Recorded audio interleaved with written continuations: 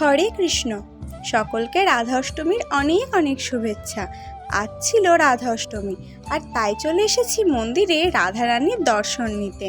আজকের মতো একটা শুভ দিনে রাধারানীর দর্শন না পেলে কি হয়। আর মন্দিরের বাইরেটা দেখো, এই আলোগুলোর জন্য কতটা সুন্দর লাগছিল। এমনি সন্ধ্যার টাইম, তার মধ্যে এই আলোগুলোর জন্য মন্দিরের সৌন্দর্যটা যেন অনেক গুণ বৃদ্ধি পেয়ে গেছিলো। তো চলো এবার মন্দিরের ভিতরে যাওয়া যাক। এই দেখো, মন্দিরের ভিতরে কত ভিড়, অনেক ভক্তের কিন্তু সমাগম ঘটেছিল আজ। আর এখানে কিন্তু খুব সুন্দরভাবে কীর্তনও হচ্ছিল। তো তোমরা একটু কীর্তন শ্রবণ করে নাও।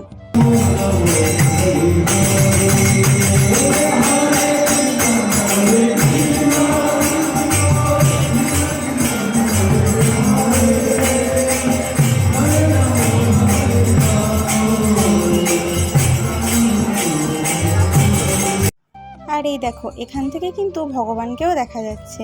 কতটা সুন্দর লাগছে সেটা কিন্তু এখান থেকেই দেখা যাচ্ছে। কিন্তু চলো এবার সামনে থেকে গিয়ে একটু দর্শন করি। তবে তার আগে চলো নৃসিংহদেবের দর্শন করা যাক। এই যে, তোমরা নৃসিংহদেবের দর্শন করে নাও। নৃসিংহদেবকেও কিন্তু খুব সুন্দর লাগছিল। আর নৃসিংহদেবকেও কিন্তু রাধা মাধবের সঙ্গে ম্যাচিং করেই অরেঞ্জ কালারেরই পোশাক পরানো হয়েছিল। আর জানো তো, আমি কিন্তু আজকে বাড়িতে রাধারানীকে যে পোশাকটা পরিয়েছিলাম সেটাও কিন্তু অদ্ভুতভাবে অরেঞ্জ আর গোল্ডেনই ছিল। তো সেটাই আমি এখন দাঁড়িয়ে দাঁড়িয়ে ভাবছিলাম। আর আজকে ভিড় থাকা সত্ত্বেও কিন্তু আমি অনেকক্ষণ ধরে মন ভরে ভগবানের দর্শন করেছিলাম। আর রাধারানীর দিক থেকে তো আমি চোখ ফেরাতেই পাচ্ছিলাম না। তো আমি তো মন দিয়ে দর্শন করেছি, এখন তোমরাও চলো মন ভরে দর্শন করে নাও।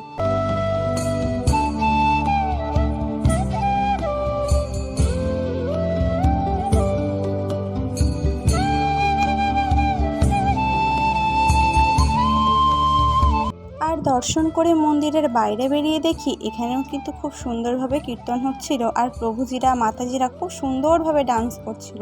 আর এখানে কিন্তু অনেক ভক্তের ভিড়ও জমে গেছিল।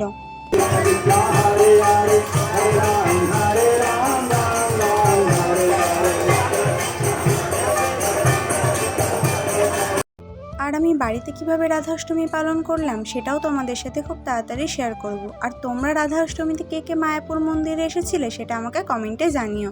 তো সকলকে রাধে রাধে।